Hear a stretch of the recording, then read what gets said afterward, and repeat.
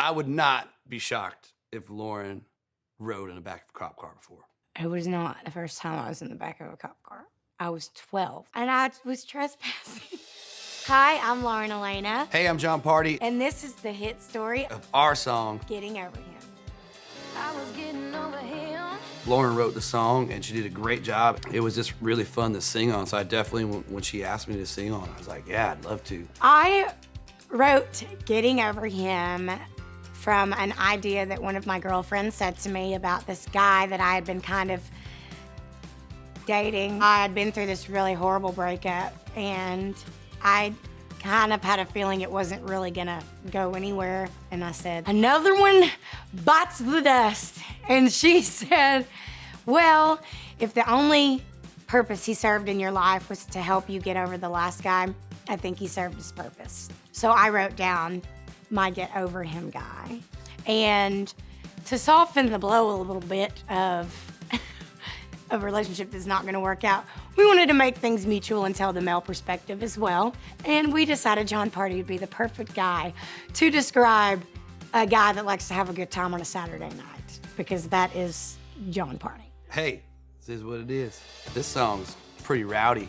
I thought it was relatable for both male and female. Everybody's kind of been there. I think it got a lot of her attitude that she does have in it, and we have a lot of fun together. Jon and I have been friends for a really long time. He's like a brother to me.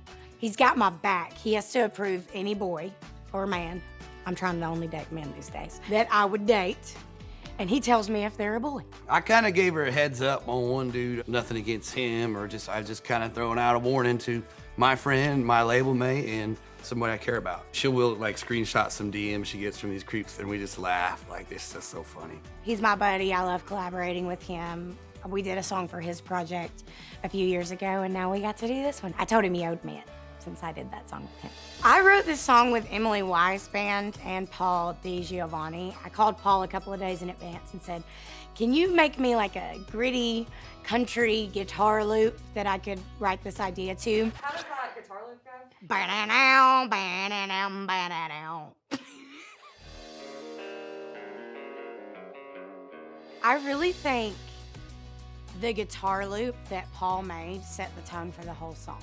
It really like inspired us to write all of the melodies and everything. And that's kind of a different approach than I normally do. I mean, I had the idea, but I usually have a melody in mind and all that stuff, and I did it this time. I actually wrote the melody to his loop.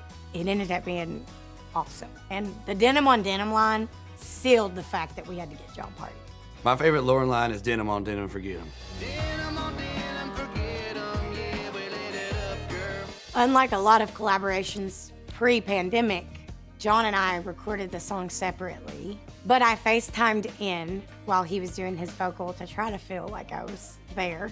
But I think given the fact that we are so close, it worked out. She would FaceTime me. She was at a lake house. I kind of had a great songwriter that was singing the demo. I got to listen to how he did it and I made it my way. Paul was great to work with, and I just knew there was something special about this song. I loved the attitude of it. I told her I'd like, you know, I could hear a fiddle on it. So she got Janae on it, and it just kind of really brought it home, I thought.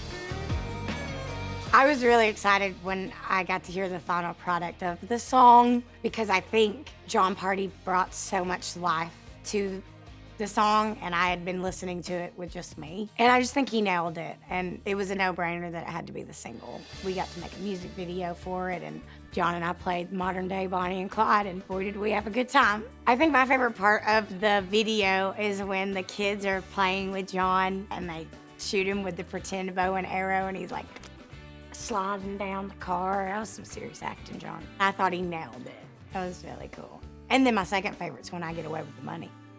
The hardest part of shooting this video was when they asked Jon and I to put our foreheads together, because that was not in the treatment, and Jon and I are like brother and sister if you hang out with us. We laughed a lot, but I think we're both kind of, I mean, she's an actor and I like being serious, so there's a time when you really want to be an actor, you have to stop laughing. It was like, ah, ha, ha, ha. No one said we're gonna be touching foreheads. And then they want us to be all serious and like playing with a dandelion, and I gotta put my forehead up against his, and I was like, I can't do this. But we got through it somehow. We put our heads together for this video. It was fun, it worked out, and my favorite part of the video is the driving and singing the cop cars. And that shirt I was wearing with the wife beater and Hawaiian shirt, the attitude was cool. John and I got to sing our single on the CMT Awards. It was awesome. His energy in that performance was epic. We had a blast. I love getting to be on stage with him. We had so much fun that night. The production was so cool, the location was cool. It was Thomas Rhett's band that was backing us, and they were amazing. I love those guys, they're so pro. So shout out to them. It was an all-around great performance and a great show. I am so proud of this song. I'm so proud that it's with John. I don't get to sing with a lot of people all the time, especially other artists, and she's just a great singer. Singing with Lauren is really fun. I can always tell if a song's a hit by the way the fans sing it at the live shows. We have just now gotten back out on the road and been able to start playing shows, and they're singing it very loud.